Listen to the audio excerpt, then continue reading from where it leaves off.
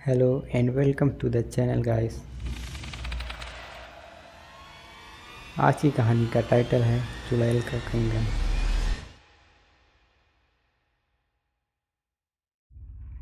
एक बार की बात है, एक लड़की थी जिसका नाम था सारिका।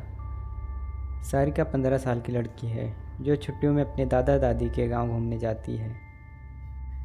सारिका जब अपने दादा दादी के घर पहुंचती है तो उसके दादा दादी अपनी पोती से मिलकर बहुत खुश होते हैं। पर यह बात किसी को नहीं पता थी कि इनकी इस खुशियों पर ग्रहण लगने वाला है।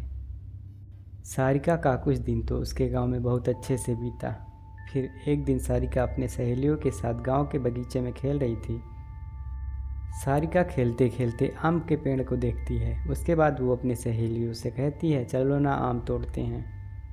सारिका ढेले से आम तोड़ने की कोशिश करती है और उसका ढेला एक आम पर लग भी जाता है, जिसके कारण आम गिर जाता है। पर आम गिरते हुए थोड़ी दूर मिट्टी के दबे एक पोटले के पास चला जाता है।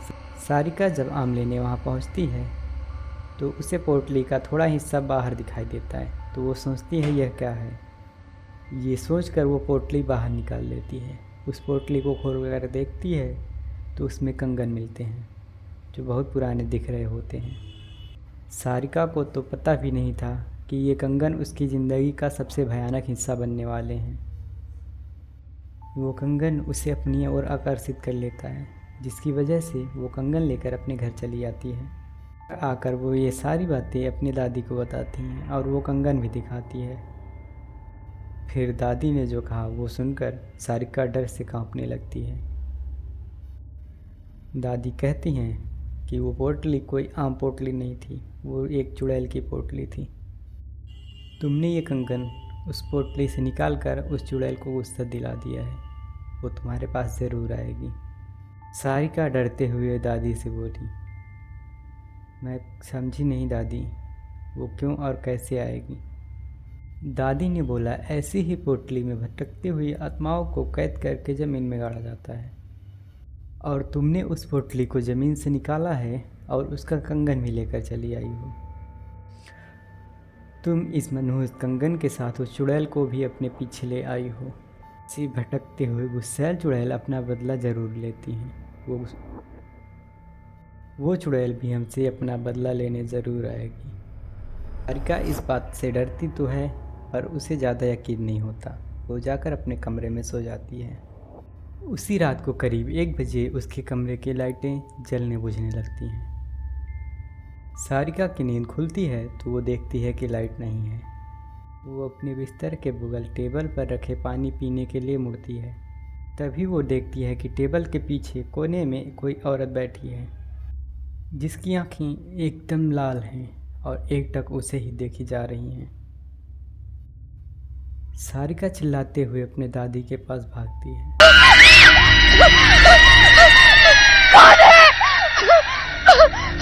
पर दादी के कमरे में कोई नहीं था। वो बरामदे में जाती है तो उसकी दादी ज़मीन पर गिरी मिलती है। सारिका अपने दादा को खोजने जाती है पर उसके दादा कहीं नज़र नहीं आते। जब वो पूरे घर के अंधेरे में अपने आप को अकेला पाती है तो डर के मारे बेहोश हो जाती है।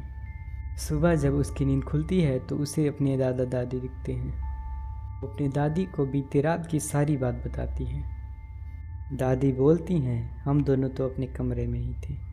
दादी सब समझ गई। उन्होंने बोला, ये सब उस चुड़ैल का किया है।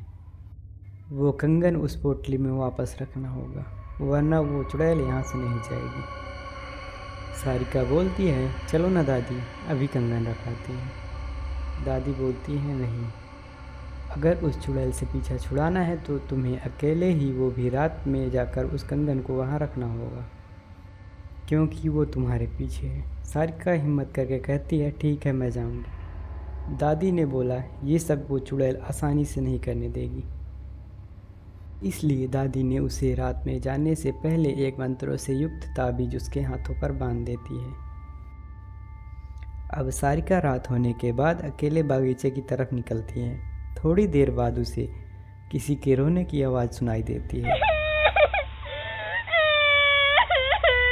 पर दादी ने कहा था वो चुड़ैल तुम्हें अपनी तरफ आकर्षित करेगी, तुम उसकी तरफ ध्यान मत देना।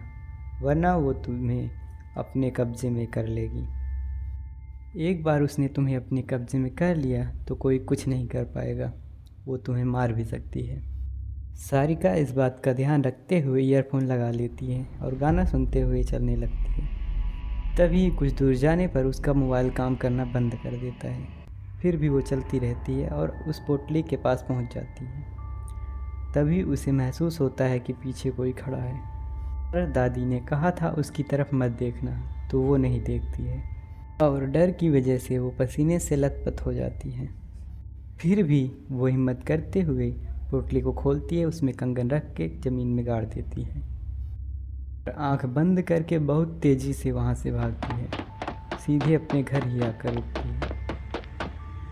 चुड़ैल से पीछा तो छूट जाता है, परंतु वो इतना डर जाती है कि दूसरे दिन वापस अपने मम्मी पापा के पास शहर चली जाती है।